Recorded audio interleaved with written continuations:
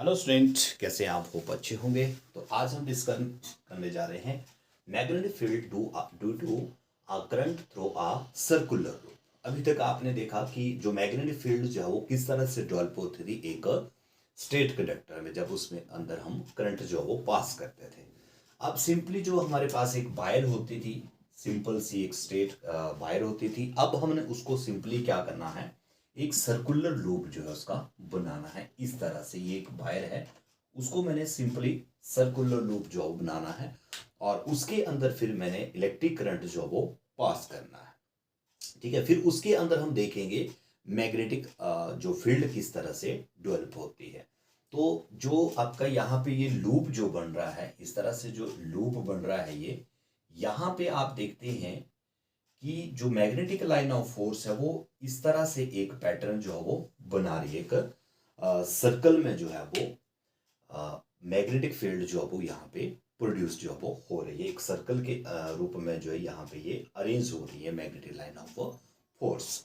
और जैसे जैसे हम इस लूप से दूर जाते हैं, मतलब इस वायर का जो लूप है इसके हम सेंटर की तरफ अगर जाते हैं हम, तो हम देखते हैं कि जो लाइंस होती हैं, ये जो लाइन मैग्नेटिक फील्ड की जो लाइन है ये स्ट्रेट हो जाती है।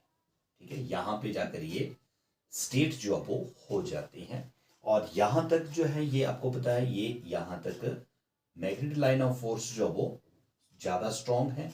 और उसके बाद जैसे डिस्टेंस बढ़ती जाती है इसकी, तो ये बिल्कुल स्ट्रेट जो है वो हो जाती है। इस तरह से ऊपर का जो लूप है इसमें भी यही पैटर्न जो है वो अप्लाई होता है ना, इस तरह से और फिर ये लास्ट में लगभग स्ट्रेट जो है वो हो जाती हैं। ये जो मैग्नेटिक लाइंस ऑफ फोर्स जो होती हैं ये ज़्यादा जो है वो हो जाती हैं। तो इसमें आपने एक चीज और देखी थी कि जो मैग्नेटिक फील्ड जो होती है दैट डिपेंड अपॉन द, इसके ऊपर डिपेंड करती है वो, that depend upon the current, है ना। करंट के ऊपर जो वो डिपेंड करेगी मैग्नेटिक फील्ड, है ना। और सेकंड आपने देखा कि वो डिपेंड करती है डिस्टेंस के ऊपर भी डिपेंड जो वो करती है। अगर डिस्टेंस अगर हम दूर ले जाते हैं, ज़्यादा बढ़ जाती है डिस्टेंस, तो मैग्नेटिक फील्ड जो वो वीक हो जाती है, कम हो जाती है, जो आपने पिछले टॉपिक में जो ये देखा था। अब यहाँ पे ये जो सर्कुलर लूप है, इसमें जितने टर्न्स होंगे, जितने ज़्यादा इसमें टर्न्स होंगे, उतनी ज़्यादा मैग्नेटिक फील्ड जो है वो प्रोड्यूस होगी, है ना। जैसे इस अरेंजमेंट में अगर हम देखें, यहाँ पे नंबर ऑफ टर्न्स हैं।